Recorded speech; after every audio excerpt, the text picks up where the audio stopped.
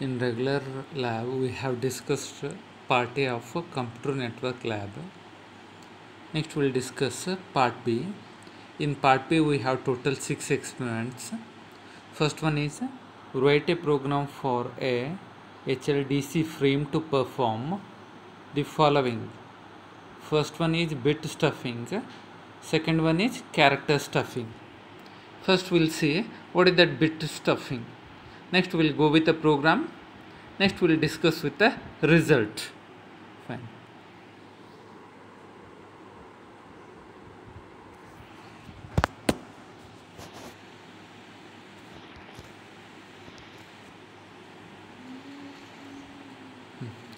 So, in this bit stuffing,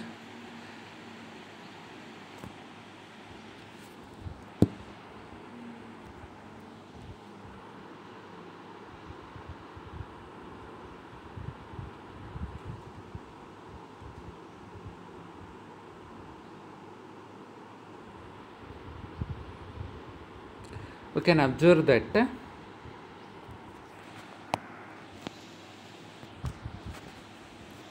transmitter send informations to receiver means one computer can send informations to another computer, and actually it will send the information in the form of packets. In these packets, no, you have header, tailer. In between header and tailer, you have your information. In this diagram, it is clear that data from upper layer, it is embedded in between header and tailer. At the beginning, they have added one flag. At the end also, they have added another flag. What is the use of adding flag? Adding flag, it is clearly indicates that at the end of first packet, this is the beginning of another new packet. It will give this information to receiver. So because of this, however, receiver can extract the data from this flag. It come to know that where is your first packet get completes, which is header, which is tailer, and which is your information. It will extract that.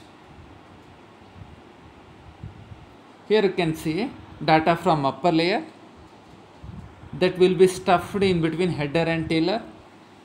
At the beginning of header, you have one flag. At the end of tailer, you have another flag. Next, this data will be extracted. Data will be extracted. Here you have at the receiver side, you can take your original data what you have transmitted from the transmitter end. So data to here you can say unstuffed data, you can extract it. Here they have written what is the meaning of bit stuffing. Actually what diagram I have explained, no? This is just an example of how the data will be transmitted. Here what difficulty will get here?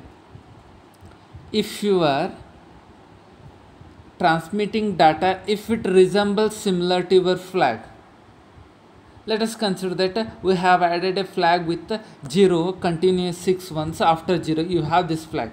Here they have, here whatever the statement they have written, at the end of this statement they have given flag structure is like this: 0 continuous 6 ones, after that you have 0. This is the flag structure. If your message is similar to this flag, then what happens?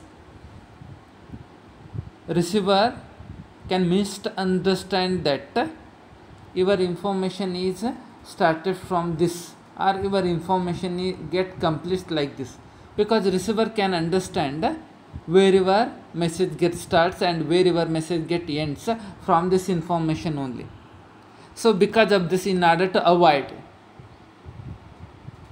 to look your message similar to your flag, what you do, instead of continuous 6 ones, no, after continuous 5 ones you will add 0, so that your original message will not resemble similar to your flag, so that whatever the difficulty here we have faced, no, that difficulty can be avoided. what statement they have written? Bit stuffing is the process of adding one extra zeros whenever 5 consecutive ones follows a zero in the data. Data means your message, so that receiver does not mistake the pattern 0 continuous 6 ones with a 0 for a flag. So in order to avoid looking of your data similar to your flag, what you do, after continuous 5 ones you will add 0. Here in this diagram you can see that with a pink color they have shown zeros where they have added. Even though you have continuous ones, but after 5 ones you will add a 0, so that at the receiver side, if you get 1 0 after continuous 5 ones, no, that 0 will be removed. This is the concept of bit stuffing. Here we have to implement this bit stuffing with the program. Here in the program, what are the things we can make? We'll see that one.